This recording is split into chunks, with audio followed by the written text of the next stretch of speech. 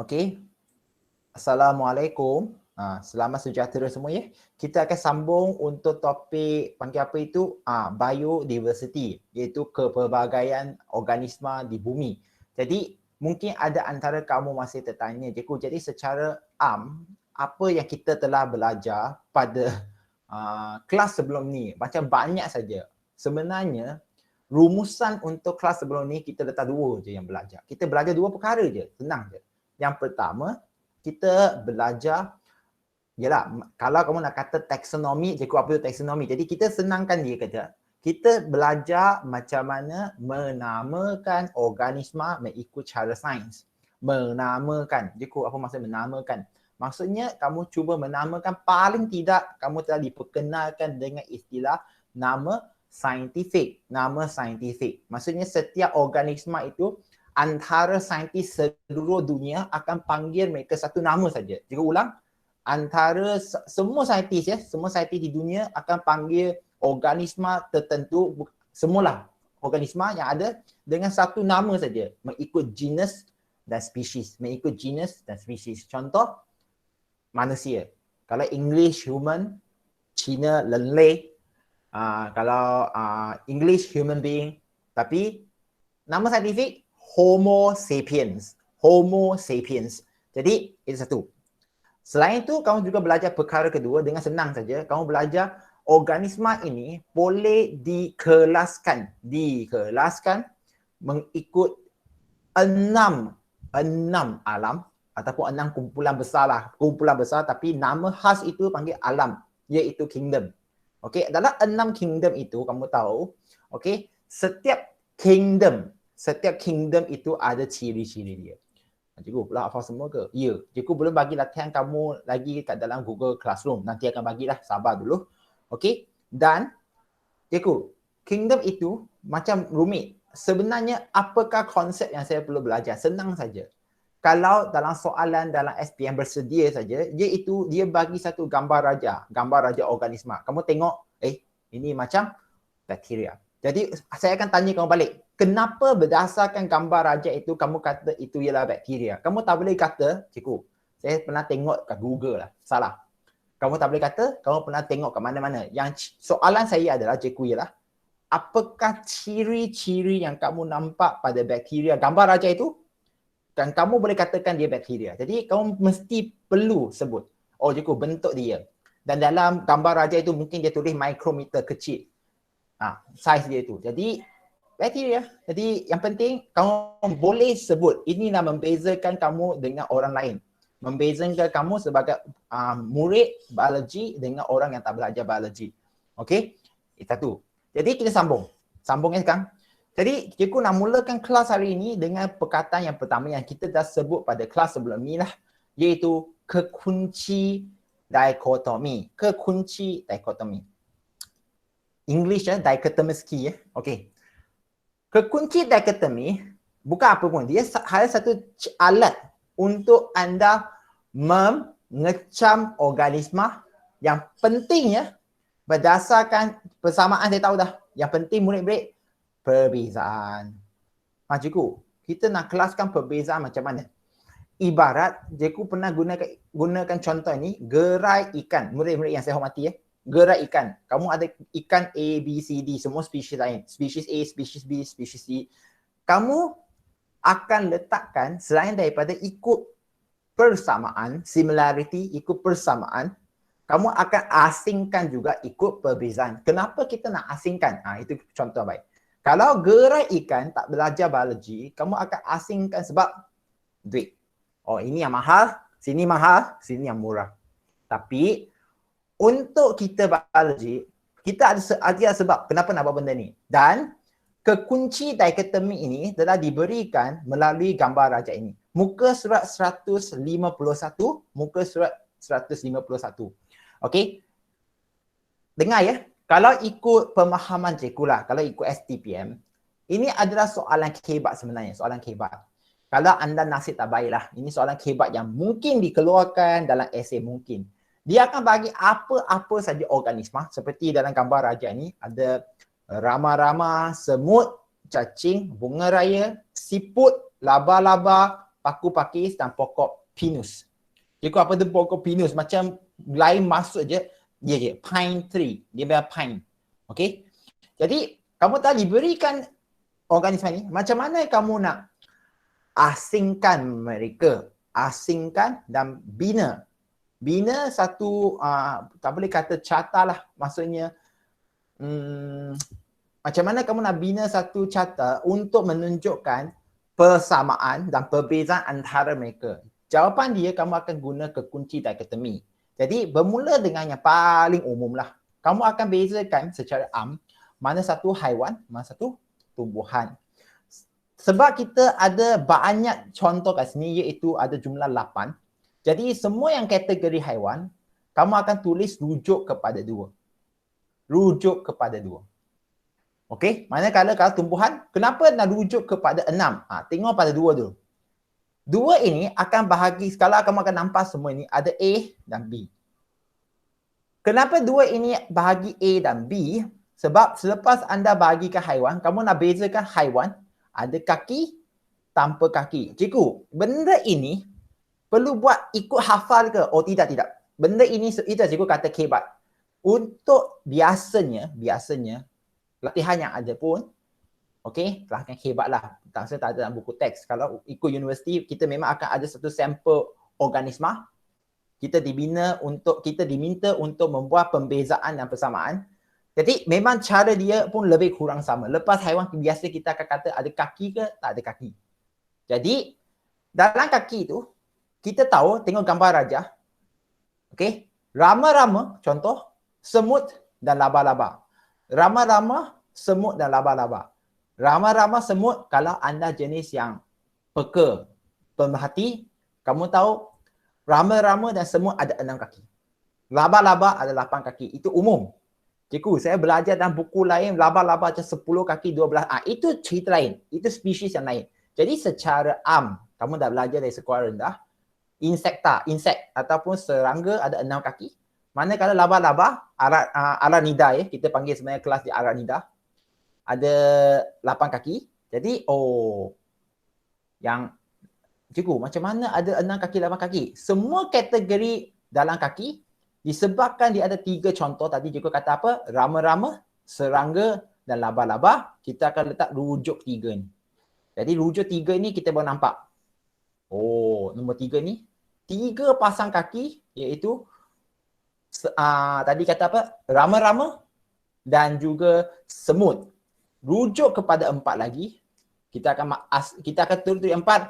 Okey? 3 pasang kaki kan. Jadi macam mana kita nak bezakan antara semut dia? Siapa dia? Maaf ganggu cikgu. Nak tanya juga ada share screen ke tak? Cikgu belum share screen. Okey, tak apa. Kamu boleh tengok buku teks saja mah. Thank you Thank you sebab anda mengingat cikgu. Sebenarnya cikgu pun ada share. tak ada share lah. Jadi muka saya 151 ini, murid-murid. Kalau anda tengok, dia punya senang saja. Dikata miskin ni, kamu tak akan buat 2 serentak pada masa tau. 2 perbezaan tu.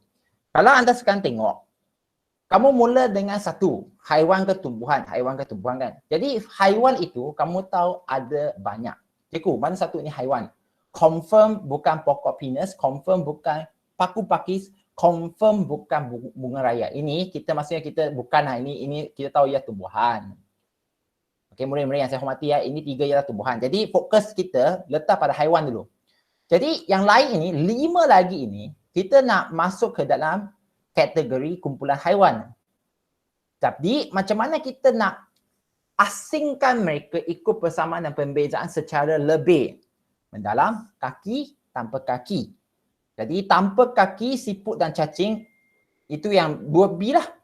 Kenapa rujuk 5? Sebab kita akan fokus pada yang mempunyai kaki dulu. Biasanya kita akan pergi yang ada, ya, tidak, itu yang kedua. Ya itu. Jadi sekarang ada kaki, rujuk kepada 3. Jadi rujuk 3 ini, ada berapa pada 3 ni? Kalau anda tengok, ada kaki ni, ada berapa? Ada 3. Iaitu semut. Kalau anda tengok semut, rama-rama, dan apa? Semut, rama-rama dan laba. Laba-laba, iaitu spider lah. Ada 3. Jadi 3 pasang kaki ni kita tahu ada 2. 3 pasang kaki ada 2. Jadi rujuk 4 lagi, asingkan lagi.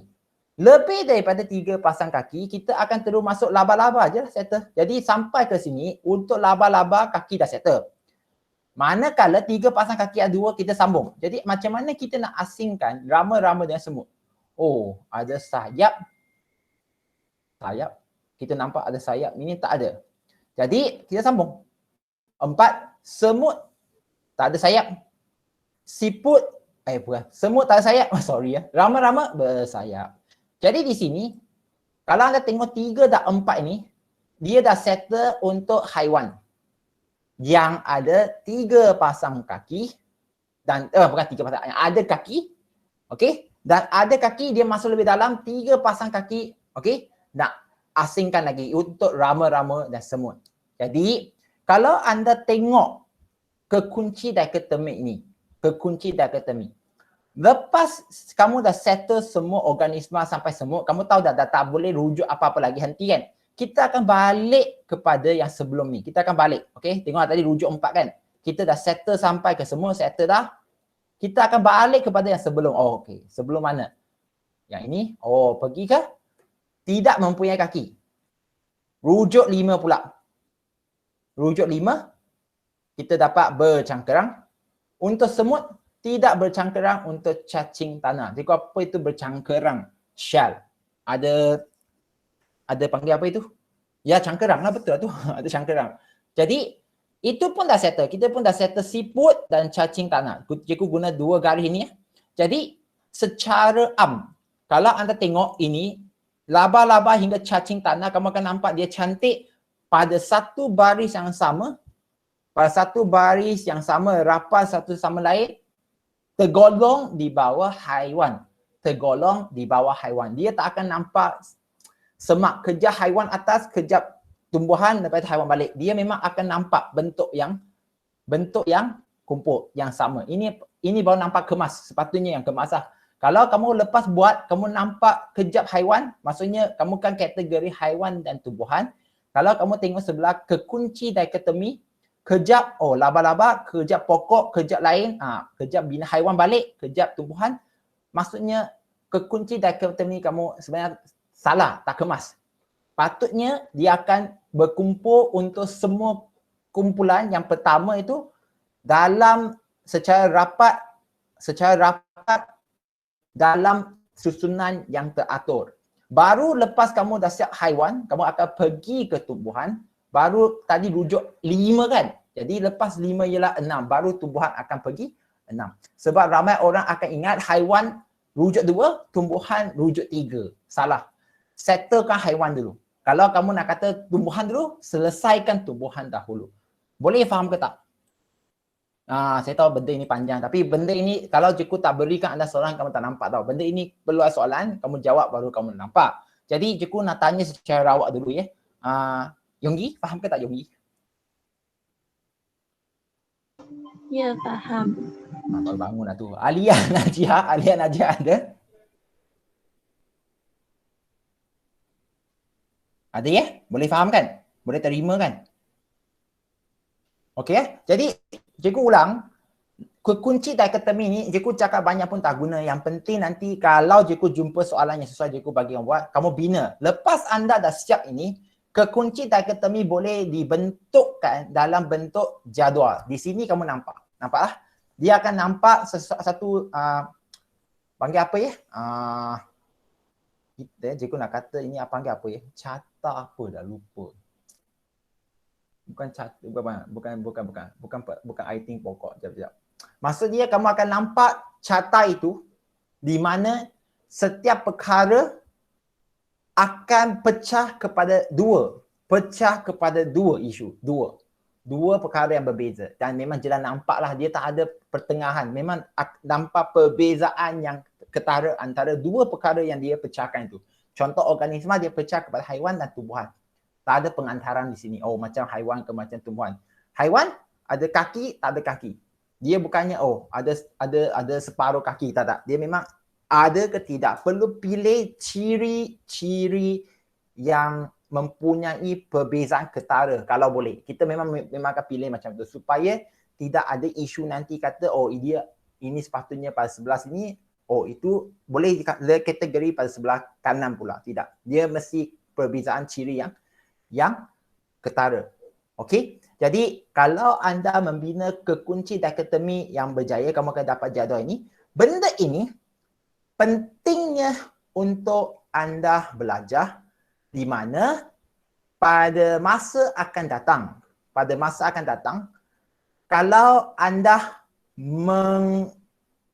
macam mana? Kamu mendalami, saya tanya orang mungkin tak suka lah biologi, saya nak jadi doktor saja kan, saya faham.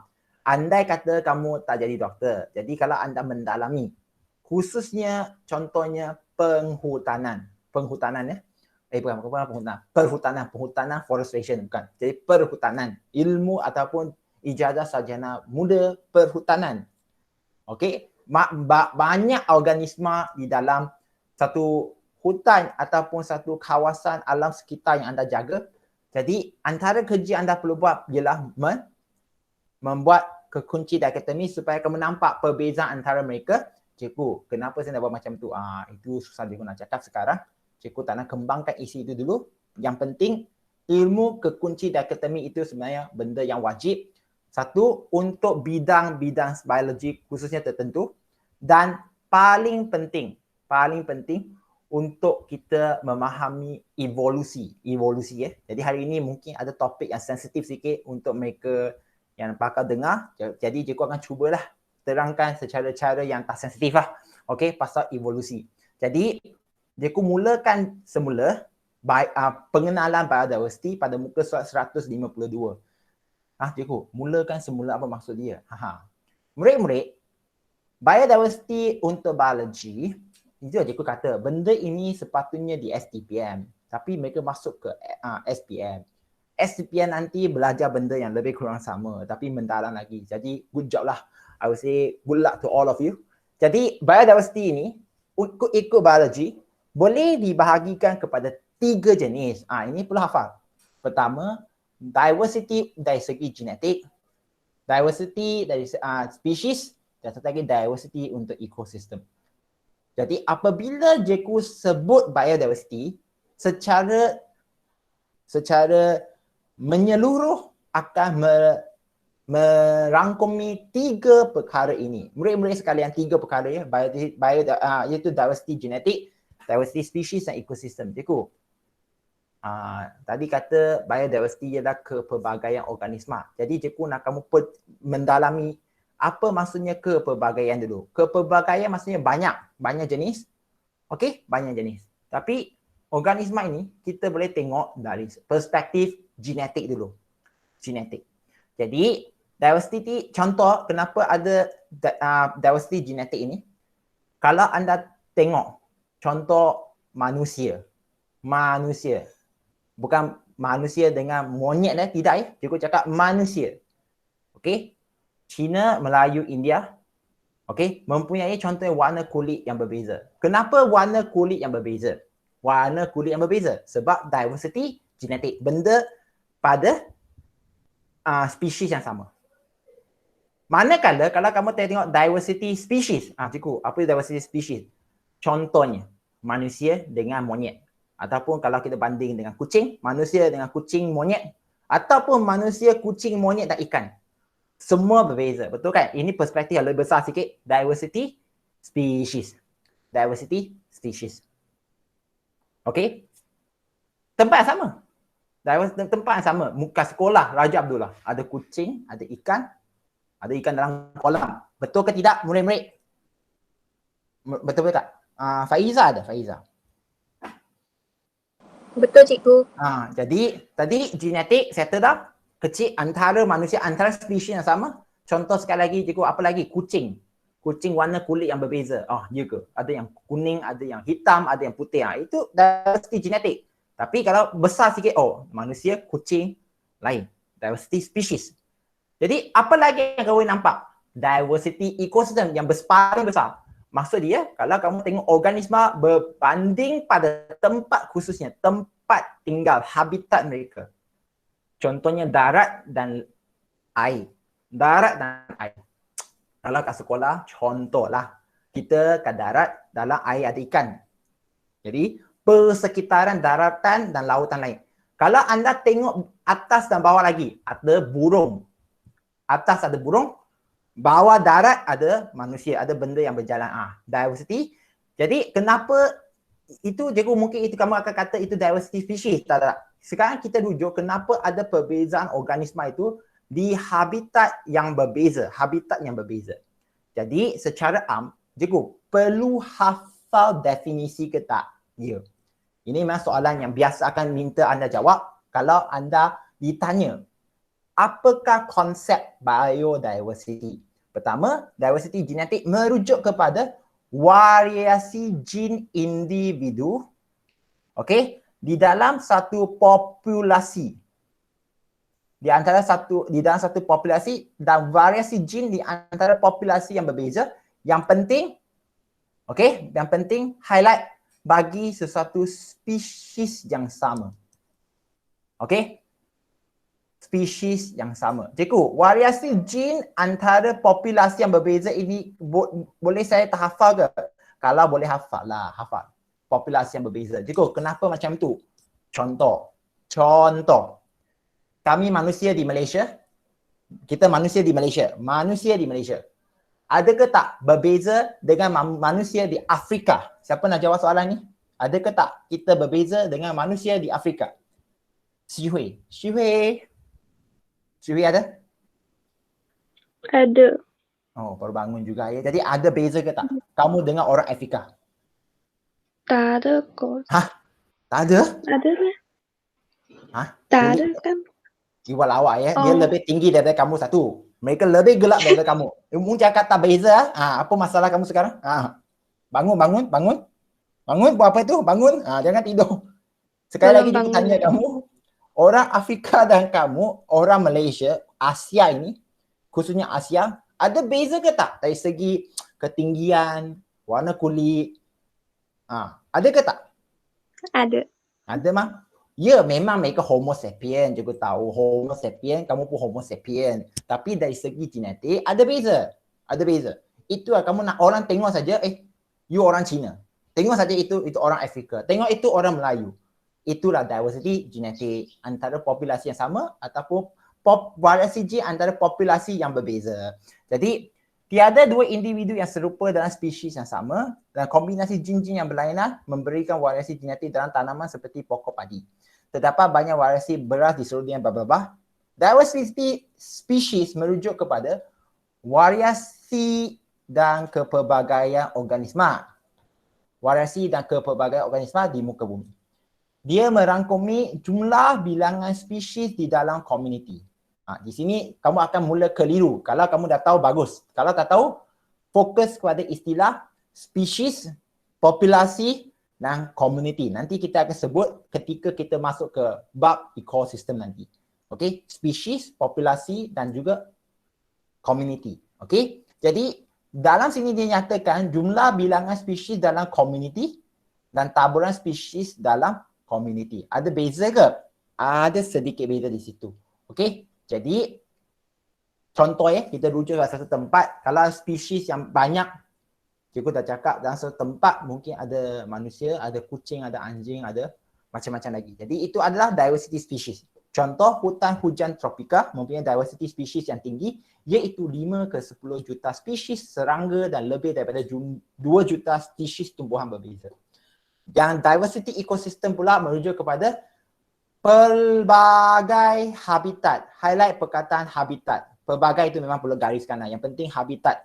Okey. Community biosis dan proses ekologi dalam ekosistem di persekitaran. Highlight community biosis dan proses ekologi. Cikgu, apa maksudnya proses ekologi? Kalau kamu belajar nanti, kamu akan tahu hubungan antara organisma dengan organisma dan organisma dengan objek bukan hidup seperti cahaya, kelembapan, hubungan. Okey? Jadi itulah kita nak belajar ekosistem bab akan datang. Jadi sekarang cikgu, apa maksudnya community biosis? Sabar, nanti kita akan belajar. Jadi di persekitaran daratan, lautan dan juga di persekitaran akuatik yang berbeza. Contoh ya, ekosistem yang kaya dengan biodiversity ialah ekosistem laut, padang pasir dan juga paya bakau. Itu pun kamu dah diperkenalkan di paya bakau lah beberapa jenis spesies. Cikgu perlu hafal ke apa itu Avicennia ke, Soneraceae ke, Rhizophora ke, itu dah cakap dia. Macam mana nak tuliskan nama spesies itu, cikgu pun dah perkenalkan ketika kelas yang sebelum ini, iaitu minggu lepas, nama saintifik. Maksudnya perlu tulis dalam bentuk kalau tegak bergaris ataupun tulis dalam bentuk italik. Tapi kalau untuk bertulis, kita cadangkan murid supaya tulis tegak dan gariskan. Itu nama spesies. Okey? Sambung. Jadi 8.2 ini video pun dah bagi, tonton dulu. Kalau dah nanti dengar kata kamu semua akan kena vaksin bulan 7 nanti, kalau dah lepas vaksin memang ada kebenaran boleh pergi situ sini, kita akan cuba usahakan membuat lawatan pergi ke tempat Kuala Selangor itu untuk anda menanam pokok bakau. Tengoklah kalau ada lah. Okey? Jadi kita sambung. Ini yang paling bagi cikgu paling best lah. Tapi cikgu akan cuba elakkan isu sensitif. Sebab kalau ikut agama, saya faham. Murid-murid yang saya hormati sekalian, saya faham. Okey? Kalau ikut agama, memang kita diciptakan Allah. Memang betul. Tapi sekarang kita ada teori yang kita nak faham untuk menghubung kait antara organisma. Jadi cikgu, kenapa kita nak hubung kait? Yang paling orang tak suka dengar, ada yang suka dengar ilmu. Itu saya kata, cikgu kata ilmu saja, dengar saja. Bukan minta kamu percaya . Jadi ada orang kata, kita dan monyet, khususnya chimpanzee, okey? Chimpanzee sangat-sangat rapat. Cikgu, rapat apa? Itu monyet lah. Kalau dari segi DNA lah, okey, kita ada dekat 90% lebih sama daripada komposisi asid nukleik DNA, okey, deoksiribonukleik. Maksudnya kita manusia dengan monyet mempunyai moyang yang sama. Ini yang menjadi isu kalau ikut teori mereka. Jadi untuk mendalami isu ini dulu, kita juga dah kata bukankan minta anda dengar je. Cikgu tak minta anda percaya, tapi dengar je. Jadi istilah selepas biodiversity itu, cikgu nak anda faham dan dia tiba-tiba masuk dalam buku teks anda. Cikgu pun tak tahu sebenarnya kenapa mereka masuk, tapi biar je. Tapi memang benda ini belajar secara terbuka di dunia biologi. Iaitu perkataan atau istilah phylogeny. English phylogeny. Okay? Phylogeny . Cikgu macam mana eja kalau anda nak tengok phylogeny. Okay? Phylogeny bermaksud sejarah evolusi suatu spesies atau sekumpulan spesies organisma. Cikgu ulang, sejarah evolusi suatu spesies. Cikgu, apa maksud ni? Apa sebenarnya intipati kita nak belajar evolusi? Okay? Sebenarnya evolusi adalah satu bab bidang kita belajar. Selain daripada kita nak carikan apa yang hubung kait paling rapat, kita sebenarnya nak cari dari mananya kita berasal. We want to find the origin of life. Okay? Jadi, cikgu boleh ke kita nak cari? Okay, sabar. Kalau cikgu cerita dulu sepenuhnya, sabar. Kita sambung dulu dengan buku teks ni. Kalau sampai tempat itu, cikgu akan cerita sikit. Jadi, pokok phylogeny merupakan satu rajah bercabang yang mewakili hipotesis tentang hubungan evolusi sekumpulan organisma. Jadi, faham ke tidak kenapa anda belajar kekunci dikotomi? Faham ke tidak? Sebab anda akan gunakan kekunci dikotomi dalam membina pokok phylogeny. Tapi dia lebih berasaskan kepada evolusi, fokus pada evolusi. Pengelasan phylogeny merupakan satu sistem pengelasan yang menunjukkan hubungan evolusi dan mencerminkan sejarah evolusi bagi organisma yang dikaji. Cikgu, kenapa tak nak highlight yang ini? Dengar cikgu cakap, dia tak akan tanya kamu punya. Dalam SPM, benda ini kalau dia tanya, cikgu memang mencabar mereka tanya. Tapi dalam SPM pun jarang tanya. benda ini sensitif. Cikgu dah kata sensitif. Jadi kita baca, faham, kita hanya perlu faham istilah dia cukup dah, phylogeny. Jadi pengelasan phylogeny gini diguna pakai dalam kebanyakan sistem pengelasan moden. Jadi macam mana mereka buat pembezaan dan persamaan itu? Macam mana mereka nak bina kekunci diakotomi. Mereka akan buat pengelasan berdasarkan kepada struktur homolog. Tadi phylogeny, saya perkenalkan perkataan seterusnya. Struktur homolog. Cikgu, apa itu struktur homolog? Iaitu struktur anggota badan ataupun anatomi yang serupa dalam pelbagai organisma yang mempunyai leluhur yang sama. Namun, struktur yang dibandingkan pada organisma menjalankan fungsi yang berlainan.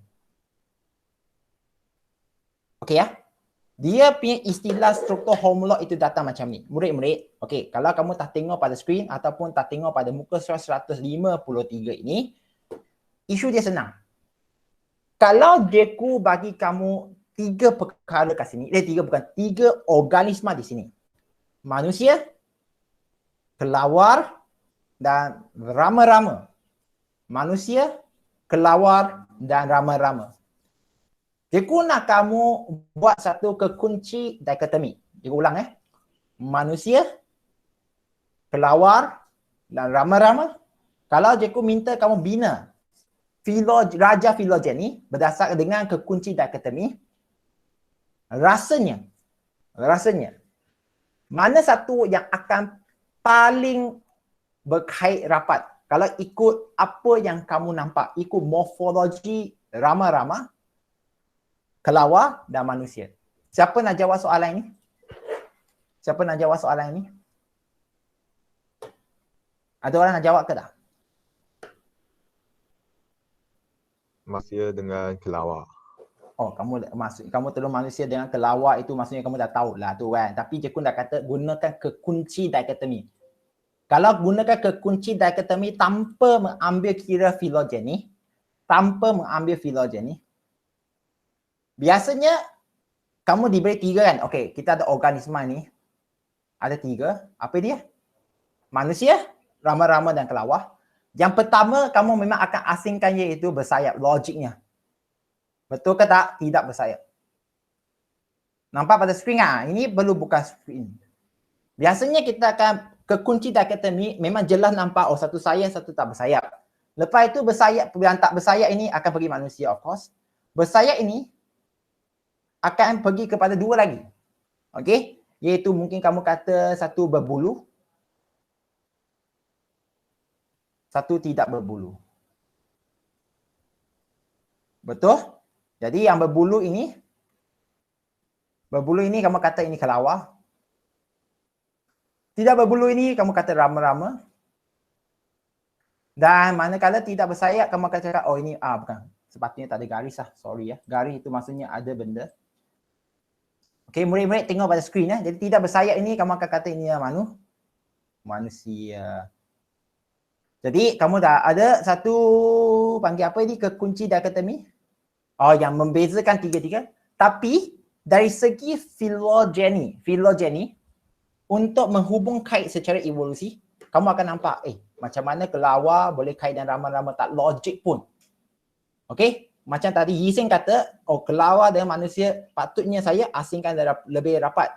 Jadi untuk memahami dalam teori ini, biasanya kita akan tengok anatomi. Cikgu, apa itu anatomi? Anatomi, boleh ke tak kamu nampak dengan mata kasar? Murid-murid. Cikgu, apa itu anatomi? Cikgu nak tanya dulu lah. Wenhan ada? Wenhan.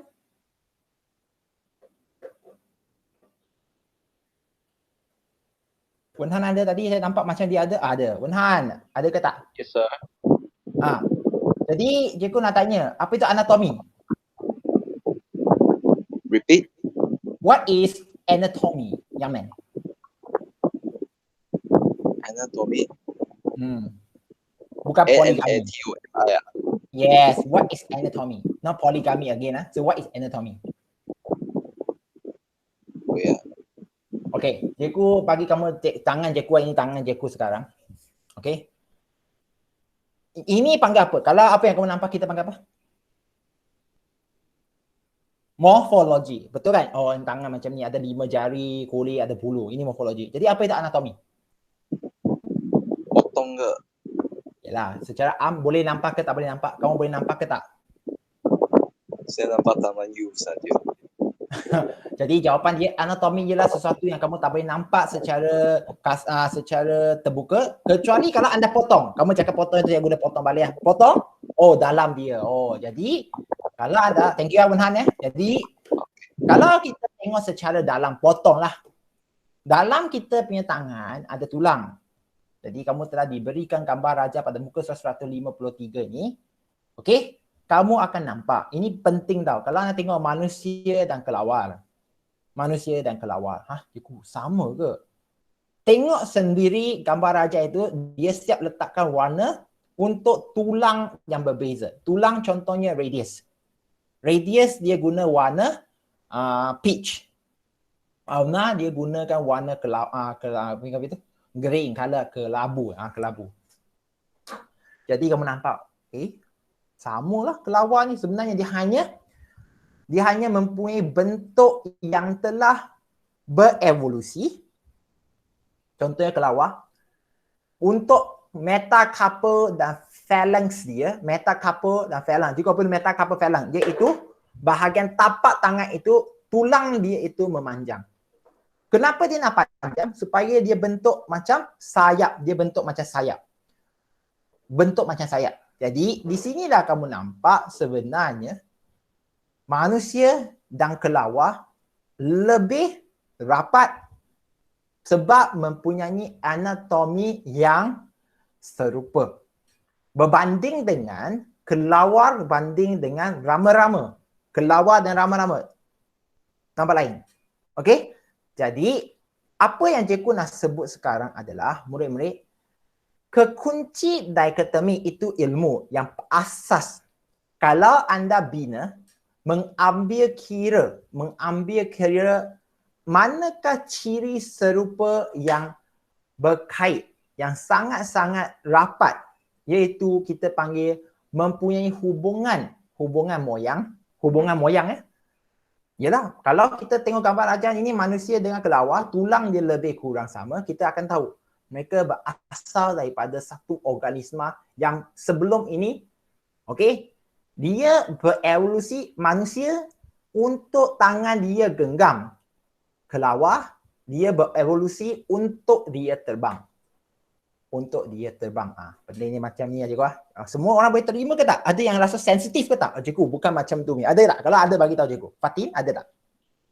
Fatin ada?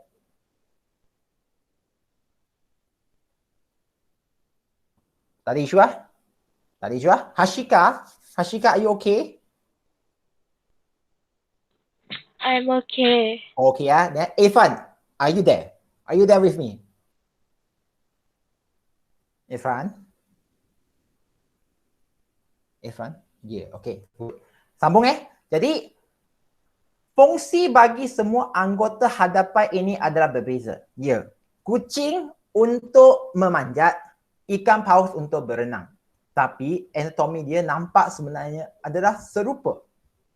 Namun jelas menunjukkan bahawa keempat-empat haiwan berasal daripada satu leluhur. Jadi apa satu leluhur? Moyanglah. Yang sama dan mempunyai satu hubungan yang rapat. Cikgu nak kamu highlight 153 berasal daripada satu leluhur yang sama dan mempunyai hubungan yang rapat. Cikgu, rapat maksudnya apa? Suami isteri ke intim? Bukan. Rapat ini maksud dia, cikgu guna istilah moyang tapi kalau ikut kat sini leluhur yang sama. Come from the same origin Maksudnya daripada moyang yang sama. Okey, kalau ikut kat sini rapat ini pun kira contohnya adik-beradik memang rapat, mak ayah yang sama. Kenapa sepupu dengan kamu pun kira rapat? Sebab mak ayah kamu adalah adik-beradik kepada mak ayah sepupu kamu, ada hubungan rapat. Okey, jadi hubungan evolusi dan sejarah evolusi antara pelbagai spesies biologi dapat ditunjukkan dengan pokok filogeni. Corak cabang dalam pokok filogeni mencerminkan cara spesies atau kumpulan lain berkembang daripada satu siri leluhur yang sama. Okey, jadi dengan itu kamu akan nampak contoh diberikan pada muka surat 154. 154. Okey. Murid-murid 154. Kamu akan nampak satu rajan 8.7. Pokok filogeni tumbuhan darat. Tumbuhan darat. Jiku, apa itu lumut? Lumut rujuk kepada kalau kamu pergi sebelah longkang ataupun lantai yang basah lepas hujan yang tak pernah kering, kamu akan nampak hijau. Itu lumut. Yang membuatkan lantai itu licin ataupun longkang itu rosak sebab akar dia akan kembang rosak. Itu lumut. Paku pakis biasanya kamu akan nampak kat sebelah tepi bukit. Okey, tepi bukit adalah itu paku pakis.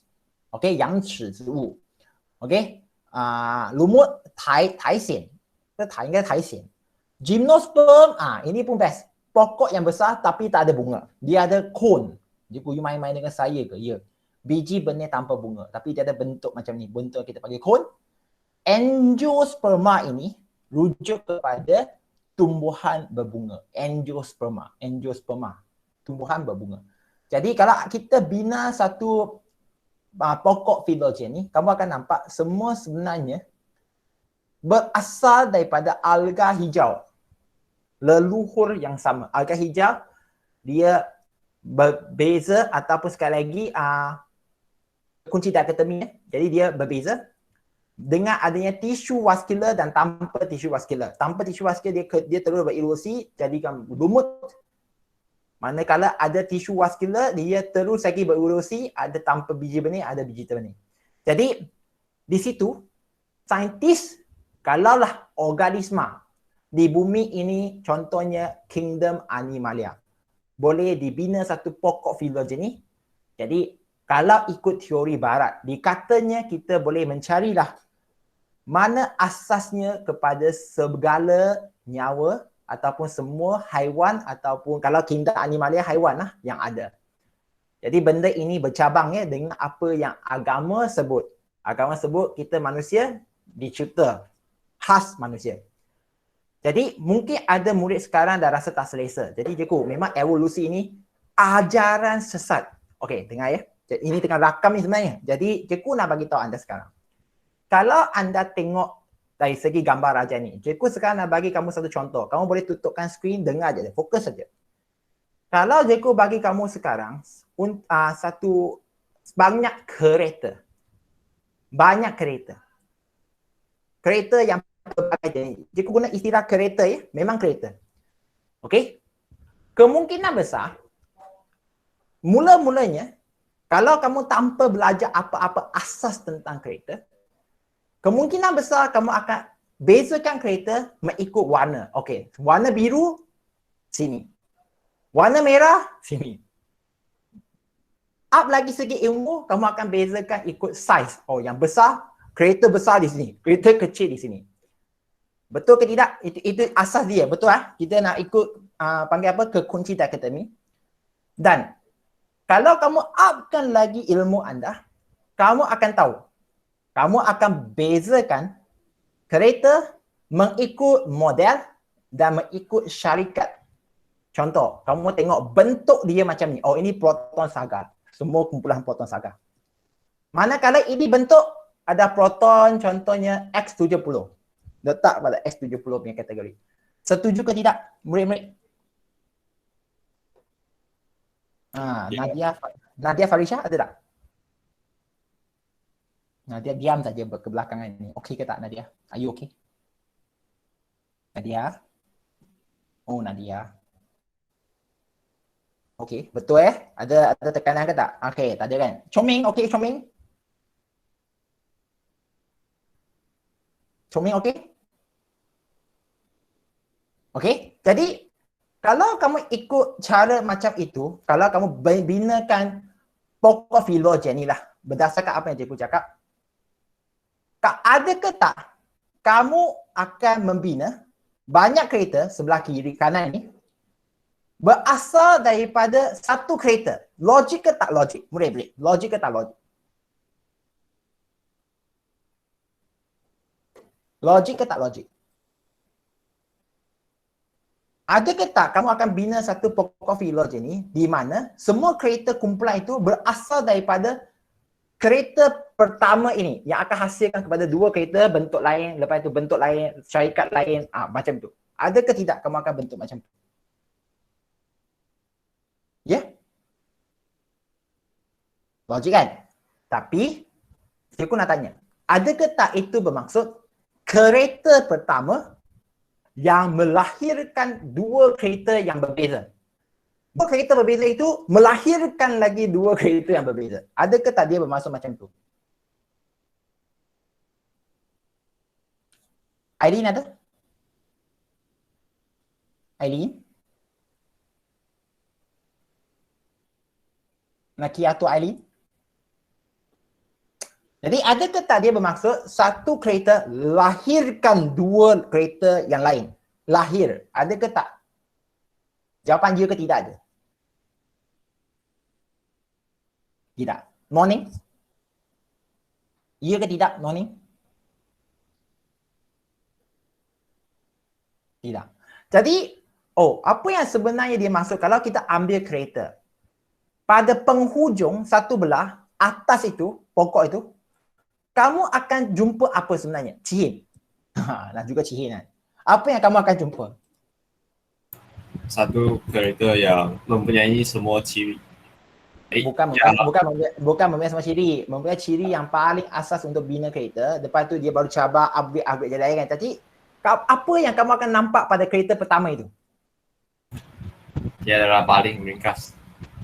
Aku nak ubahkan minda kamu. Ikut teori evolusi Timur, orang Timur, kita akan jumpa pencipta. Kita akan jumpa pencipta. The first creator of the first car. Do you agree or not? Ini pesanan saya dah kan. Tan Simi, faham ke tak? Tan Simi ada tak? Tan Yising? Tan Yising boleh faham? Boleh. Boleh. Tak ada apa yang kamu nak bantah ke? Biasa kamu akan bagi saya sesuatu bantahan di sini. Yes. Anything Sekarang tinggal rakaman, so tak boleh. Tinggal record. Ya ke? Kita record ini bukti kita ada sebenarnya. Kamu tahu ke tak? Kalau jika bagi kamu TP4, kamu nak fight TP5, record yang kamu bercakap dengan Jeku ini boleh menjadikan kamu TP5. Sedar ke tak sedar? Tanya ni, sedar ke tak? Sebab kamu tengah mengusulkan sesuatu yang kemahiran berasas tinggi ni. Jadi cikgu dah cakap tadi, kalau kamu jumpa kereta yang pertama tadi itu, apa yang sebenarnya kamu nak kaitkan? Pencipta kereta yang pertama. Jadi, Winnie ada Winnie? Ada bagusnya. Saya ingatkan yang tak ada. Thank you Jadi, maksud dia, kalau ikut yang ahli evolusi Timur, mereka percaya belajar pokok filogeni ini, kita akan menemui pencipta kepada nyawa, sumber nyawa yang pertama. Faham ke tak? Murid-murid yang saya hormati sekalian. Di sini ada dua konsep lah. Satu, kamu ikut yang barat, ikutlah. Satu, ikut yang timur. Okey? Kalau siapa yang ada nak tahu lagi benda ini lebih jelas, kamu boleh online tengok je. Teori Eastern Evolution Theory. Memang kita punya bapa ataupun bapa evolusi, kalau kita baca Darwin, betul lah. Darwin dia memberikan teori dia. Teori Darwin tu, cerita lain. Tapi sekarang je aku nak bagi tahu kamu pokok filogeni ni tidak bercanggah pun dengan pemahaman agama. Itu apa cikgu difahamkan ketika cikgu belajar di universiti lah. Pensyarah cikgu yang cakap. Dengan rakam ni bahaya ni sebenarnya. Jadi jangan minta sebut nama sudah. Jadi benda ini kau belajarlah dulu. Belajar dulu. Mana tahu nanti dia mengembangkan ilmu kamu, mengembangkan pemahaman agama masing-masing pun sama. Jadi, baru saya nampak. Rupanya bina pokok filogeni ini ada makna yang begitu dalam. Sampai tahap boleh kait dengan agama. Ya. Jadi daripada kita belajar mendalami agama, kita dari sains pun boleh juga kaitkan dengan agama itu jadi. Okey? Jadi tumbuhan darat kalau ikut pada muka surat yang berapa ni? 154 ni, tumbuhan darat dikatakan berevolusi daripada alga hijau.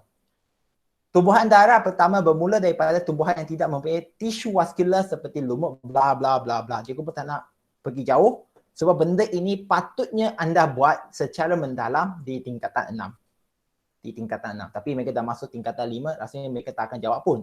Minta kamu jawab. Sebab benda ini agak sensitif ya. Cikgu dah cakap agak sensitif. Jadi yang pentingnya kamu perlu bina pokok filogeni untuk 5 alam yang lain, iaitu Archaeobacteria, Eubacteria, Protista, Fungi dan Animalia. Cikgu nak kamu highlight muka surat ini, iaitu cikgu musra ya, cikgu murid 154, tengok zone activity ya. Kamu dah belajar 6 alam, betul kan? 6 alam. Tapi di sini ada soalan bina pokok filogeni untuk 5 alam iaitu Archaeobacteria, Eubacteria, Protista, Fungi dan Animalia. Dia tak nak tumbuhan. Jadi macam mana? Okey. Cuba tengok yang ini. Lepas itu anda bina. Macam mana kamu jadikan 5 ini dalam satu gambar raja pokok filogeni. Okey? Boleh ke tak murid-murid? Boleh ke tak? Boleh, boleh. Jadi kamu akan nampak nanti pada sebelah kanan ini akan ada 5 alam. 5 alam iaitu Archaeobacteria sampai ke Animalia. Okey? Jadi sebelah kiri itu ada organisma. Jadi macam mana kamu nak bezakan 5 alam ini dengan menggunakan ilmu kekunci dikotomi. Cikgu nanti akan bagi jawapan terus kalau ada masa nanti. Jadi sekarang seterusnya, kepentingan biodiversity terhadap alam sekitar dan manusia. Apakah pentingnya biodiversity terhadap alam sekitar dan manusia? Murid-murid, cikgu dah sebut pada bab yang kelestarian alam sekitar itu. Okey. Jadi biodiversity ini sebenarnya merupakan sumber ekonomi penting sebab banyak flora dan fauna ini ada potensi perubatan. Paling tidak pun pokok besar boleh dijadikan perabot. Okey, boleh dijadikan perabot. Jadi anda telah mempelajari kepentingan biodiversity dari segi sumber makanan, ubat-ubatan dan juga pendidikan. Jadi oleh itu setiap individu, organisma dan kerajaan harus memainkan peranan masing-masing untuk memelihara serta memulihara biodiversity. Jadi apakah maksudnya pemeliharaan in situ dan pemeliharaan ex situ? Okey? Pemeliharaan in situ, pemeliharaan ex situ. Okey, kalau in situ kamu akan guna mengekalkan spesies di habitat asal seperti taman negara. Okey, ataupun free contoh ilmu aja. Lepas itu pemeliharaan ex situ pula kamu akan memelihara spesies di luar, in dalam, ex di luar, ex situ di luar habitat. Seperti di zoo dan juga di taman botani. Jadi di sini dah kamu nampak kenapa Facebook, Asyik cakap zoo tak cukup duit dan kita sebagai rakyat perlu menyumbangkan duit, carikan jalan untuk membantu mereka. Sebab zoo bukan untuk anda tengok binatang ke haiwan flora fauna yang terpelihara saja. Tidak. Dia ada fungsi sebenarnya di situ untuk mengekalkan biodiversity yang ada di Malaysia. Kalau tidak, mungkin satu hari nanti dia akan pupus. Okey? Jadi ini pun nanti juga akan bagi soalan dalam bentuk kuis lah. Nanti jawapan pun akan bagi. Praktis formatif pun sama. Nanti sabar. Kita akan masuk ke yang perkara yang paling penting sekarang. Selepas anda belajar biodiversity, ini perkara terakhir lah sebenarnya. Kamu juga diminta supaya mengelaskan mikroorganisma. Cikgu ulang, mengelaskan mikroorganisma. Okey? Cikgu, mana virus itu? Virus sebenarnya tidak boleh diletakkan di dalam kategori benda hidup. Cikgu ulang, virus tidak boleh diletakkan di dalam kategori benda hidup sebab virus tidak ada ciri hidup benda organisma hidup. Okey, kalau organisma hidup, dia bergerak untuk makan, bergerak untuk mencari pasangan, membiaklah tu. Bergerak balas terhadap stimuli ataupun terhadap rangsangan. Dia juga bergerak untuk macam-macam faktor. Tapi virus tak ada. Dia tak ada ciri macam tu. Virus, kenapa dia menyerang manusia? Sebab dia hanya nak menambah, menggandakan dia punya bilangan saja. Hidup dia masuk ke dalam, menyerang sel, mengambil sel supaya sel hasilkan lebih banyak virus. Itu saja. Itu saja hidup dia. Dia bukannya bergerak terhadap rangsangan. Dia bukan juga bergerak untuk mencari makanan. Bukan. Dia hanya nak membiak je hidup dia. Jadi, namun dalam standard kandungan 8.3 ini dia letak sekali. Jadi, mikroorganisma ialah organisma seni yang tidak dapat dilihat dengan mata kasar. Hanya boleh dilihat melalui mikroskop. Dan biasanya kalau kita rujuk kat sini, mikroorganisma ialah unisel. Unisel, tapi fungi itu, kulat itu lain. Ada 5 jenis mikroorganisma secara dia letak sekali virus ya. Iaitu bakteria, protozoa, alga, kulat dan virus. Cikgu, apa kaitan alam dengan mikroorganisma? Alam, kingdom besar. Dalam kingdom protista, dalam alam protista, ada mikroorganisma protozoa dan mikroorganisma alga. Maksudnya dalam protista ni, kamu tengok ada protozoa, ada alga. Okey? Fungi. Alam fungi itu ada kulat dan cendawan. Okey? Jadi anda perlu tahu ya, maka mikroorganisma kita pergi ke kumpulan ataupun subset yang lebih kecil. Jadi ciri utama mikroorganisma dan juga virus anda diberikan semua ciri dia. Okey, dari bakteria, alga, protozoa, kulat sampai ke apa? Sampai ke virus. Cikgu nak anda pergi ke muka surat 157. 157. Okey. Hari itu kita ada sebut struktur kulat. Cikgu nak hentikan memang kat sini je dulu. Okey. Yang lain kamu boleh baca. Tapi cikgu, kulat itu sebenarnya ialah apa? Kalau kamu kata itu ialah apa panggil itu alam fungus, dia tidak cukup memadai ya. Murid-murid, buka skrin sebentar. Kalau anda tengok pada depan skrin anda kata inilah roti. Roti. Kalau roti letak lama,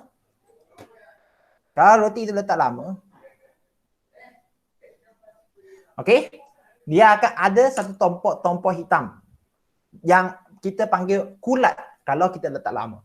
Kalau kita besarkan dia, cikgu, sebenarnya apa yang saya nak belajar untuk bab biodiversity? Tengok apa yang cikgu buat sekarang.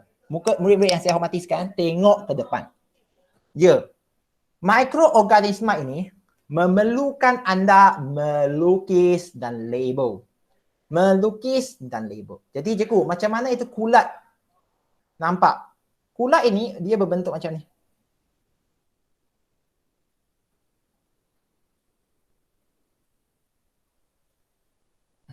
Ya ke cikgu berkulat macam tu? Ya. Dan di dalam roti ada akar. Cikgu guna istilah akar dulu tapi dia bukan akar. Maksud dia, semua benda yang bentuk cone ini kamu akan nampak akan timbul di atas roti. Ini roti. Ini permukaan roti. Koksiang ada? Koksiang buat apa itu koksiang? Koksiang? Buat apa itu? Buat apa itu koksiang? Tengok cikgu. Ya ke? Okey, jadi sekarang benda ini kalau besar kan, okey, yang merah itu ialah permukaan roti. Ada kulat yang akar dia di atas permukaan, tak apa, biar je. Nama dia saintifik bukan panggil akar Jadi di sini kita perlu fahamkan dia punya nama dulu. Akar ini yang kita dalam kelas yang sebelum ini kita panggil hyphae. Kalau English hyphae, tak tahu BM dia panggil apa Hifa. BM panggil Hifa. Kita ikut BM Ini English hyphae, BM panggil Hifa. So welcome kalau nak belajar BM, belajar BM Yang atas ni, cikgu, saya tahu itu spora. Bukan spora. Spora ialah benda yang dia lepaskan ke udara ini. Titik kecil ni yang tak nampak. Ini panggil spora. Di manakah spora itu berasal? Di dalam bentuk yang macam penumbuk ini. Inilah kita panggil sporangium. Sporangium ialah struktur berbentuk kapsul yang mengandungi spora sebelum spora itu dilepaskan ke udara. Maksudnya struktur pembiakannya. Jadi Haifa dan sporangium. Yang biasanya kamu nampak atas roti itu ialah apa? Sporangium ke hifa? Murid-murid, kalau cikgu cakap macam tu, sporangium ke hifa? Yang kalau kamu nampak bulu-bulu itu, semua tonjol itu, sebenarnya itu ialah apa? Ya murid-murid? Sporangium. Sporangium. Itu yang dia nak tahu je sebenarnya. Good. Thank you, Ayu Sing. Thank you lah. Kamu memang sangat-sangat aktif lah. Pagi TP 4 saja. Buen. Sporangium ke hifa?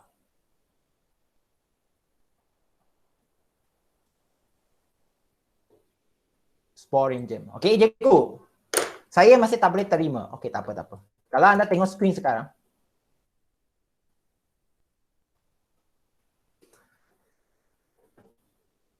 ini dia.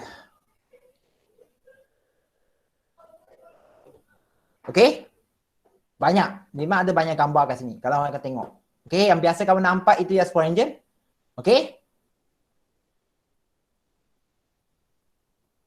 Okey, kalau anda tengok memang banyak. Okey? With naked eye. Saya tak nak tengok dia punya dia struktur. Yang penting naked eye dia. Maksudnya kita nampak secara kasar. Jadi sesiapa yang nak tahu apa itu sporangium, anda boleh maksudnya letakkan roti di luar, tengok sendiri. Okey. Lepas tu apa itu Haifa? Cikgu, dia nampak macam sama. Cikgu dah cakap. Yang nampak tonjol itu biasanya ialah sporangium. Okey? Kalau kamu nak kata akar tu, ada akar yang dia di luar. Kalau di luar itu, okeylah. Okey? Di luar itu, kamu nak kata Haifa, tak boleh. Jadi kalau anda tengok dalam buku teks anda sekarang, okey? Kalau anda tengok dalam buku teks anda sekarang, okey? Kamu akan keliru dengan istilah mycelium. Okey? Tengok muka surat ini ya, muka surat 157. Jadi, apa itu mycelium? Okey? Apa itu mycelium? Secara apa benda yang kamu nampak? Okey, apa benda yang kamu nampak pada kulat roti itu semua kita akan panggil dia sebagai mycelium. Cikgu ulang, secara kalau kamu nak tengok semua ini, benda yang kamu nampak semua ini, cikgu tengok ini, okey. Termasuk hifa, kita ambil panggil mycelium. Oh, BM, sorry, asyik lupa. Mycelium, kalau mycelium. Okey? Kalau dia tanya struktur yang tidak terlibat untuk pembiakan. Okey, tapi nampak pada roti, kamu akan jawab hifa. Kalau untuk pembiakan, kamu akan jawab sporangium. Tapi kalau kasarnya dia nak cakap semua, sebab ada kulat yang dia punya haifa ada di atas permukaan. Jadi untuk elakkan kekeliruan, kita tak akan cakap dia adalah sporangium, tapi kita akan panggil dia secara mycelium. Boleh faham? Mycelium. Anis Amirah boleh faham tak? Anis Amirah ada? Boleh ya? Jadi kita teruskan kejap lagi, sikit lagi. Bagi cikgu dalam beberapa minit lagi supaya habiskan apa yang ada. Jadi ciri-ciri utama kulat tidak punya klorofil. Dia yang heterotrof, maksudnya dia perlu makan bergantung pada organisma lain. Dia boleh jadi parasit ataupun saprofit. Okey? Kulat tidak mempunyai akar, batang dan daun. Itu pasal kita tak panggil dia akar dah. Lupakan istilah akar, kita akan panggil dia hifa. Dan kalau yang bergerak ke dalam untuk cengkam dia, kita panggil rhizoid. Hifa ialah akar yang sambung antara satu sporangium dengan sporangium yang lain. Okey? Jadi kamu akan tanya, cikgu, sporangium ini adalah yang atas kapsul dia itu. Apakah nama batang yang pegang sporangium itu? Kalau ikut English, sporangiophore. BM, dia guna sporangiophore. Sama je. Okey, cikgu ulang. Kalau kamu ikut buku teks kamu, okey? English sporangiophore. Cikgu guna English je. Sporangiophorie. P-H-O-R-E.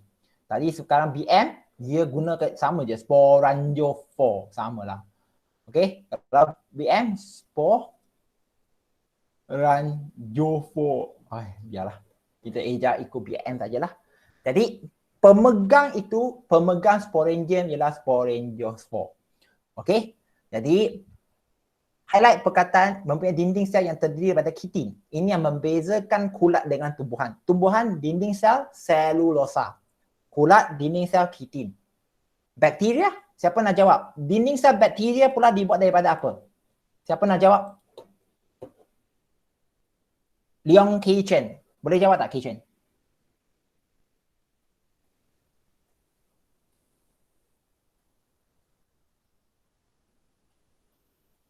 Baca je. Cikgu dah type pada teks. Baca. Apa dia? Apakah dinding sel yang membuat pada bakteria? Kei Chen, ada Kei Chen? Oh, tak boleh baca. Why not Hashika help Kei Chen? Hashika, can you help Kei Chen? Yes. So what is the materials that made up the cell wall of bacteria? Peptidoglycan. Very good. Okay, thank you so much for that. Okay, jadi benda itu kalau anda tengok dah belajar, cikgu dah cakap. Jadi perlu anda menghayati ya.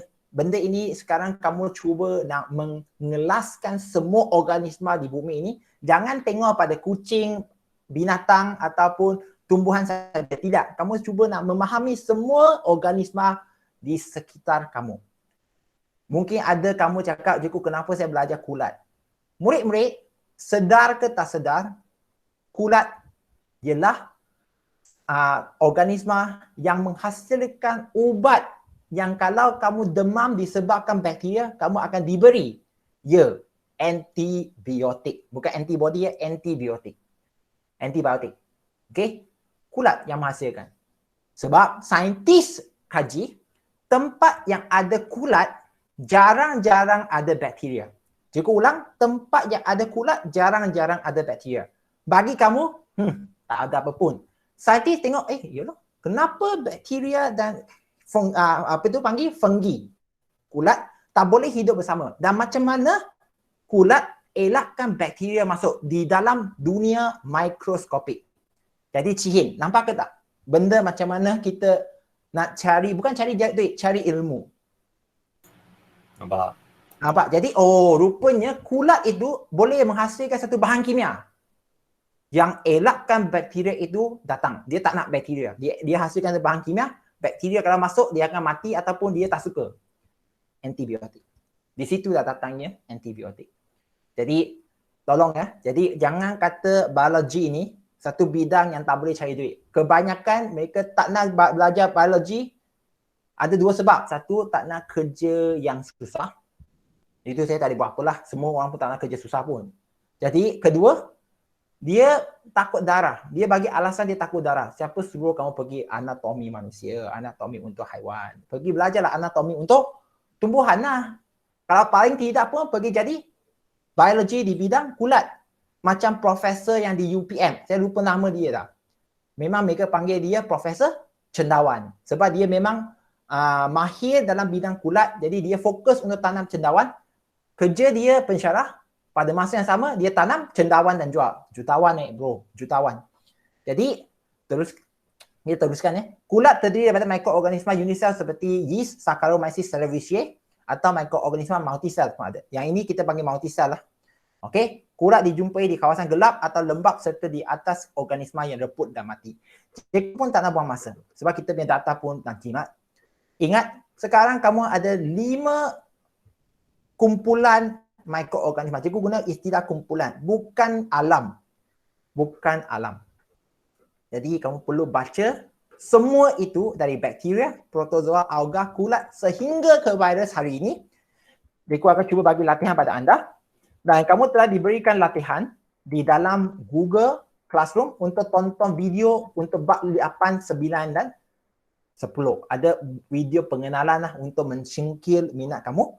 Dan untuk kelas seterusnya, cikgu akan terus masuk fokus kepada bakteria, khususnya kepada ketal nitrogen. Cikgu ulang, ketal nitrogen pada muka surat 159. Ketal nitrogen. Sangat penting. Cikgu, kenapa saya nak belajar ketal nitrogen? Sabar. Kalau kamu ada soalan itu, cikgu serah balik soalan itu pada kamu, fikirkan. Kenapa saya nak belajar benda macam ni? Lembu dah dekat tengah-tengah. Faham? Betul kan? Jadi kenapa? Kenapa dia nak letak lembu kat tengah-tengah? Sabar. Nanti cikgu akan terangkan, kamu akan nampak betapanya penting ketal nitrogen untuk memberikan nyawa kepada kamu. Okey? Dan kita juga akan belajar peranan mikroorganisma.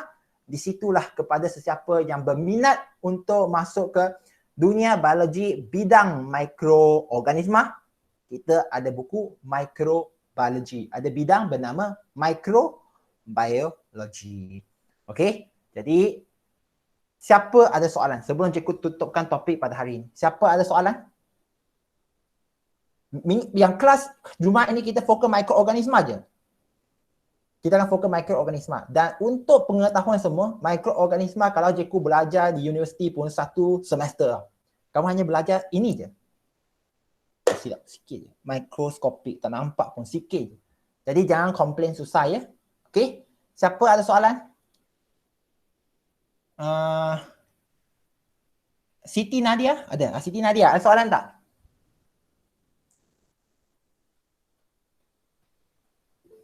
Dia tak ada ya? Saya tanya soalan lagi ya. Fahiza tak tanya. Saya semua orang saya dah tanya kan. Okay, ya. Rasanya tak ada soalan kot. Kok Siang boleh faham kan Kok Siang? Kok Siang? Walaupun masuk mungkin 20 minit saja tapi faham lah. Ya ke? Nanti tengok balik dah. Terpaksa. Saya bukan minta kamu tengok muka saya. Tak. Yang penting ada benda yang saya nak sampaikan itu, saya tak nak kamu salah faham tau. Untuk phylogeny ini, khususnya phylogeny ya, tolong kepada sesiapa yang ada pegangan agama, jangan tolak dia terus dulu. Jangan tolak dan jangan marah cikgu dulu. Tengok dulu, terima apa yang cikgu cakap dulu. Okey, terima je. Saya tak minta kamu terima sebulat-bulatnya, tapi dengar. Kalau kamu tak suka, masuk otak, keluar kejap lagi ya. Tapi benda itu perlu masuk otak kejap. Itu jadi.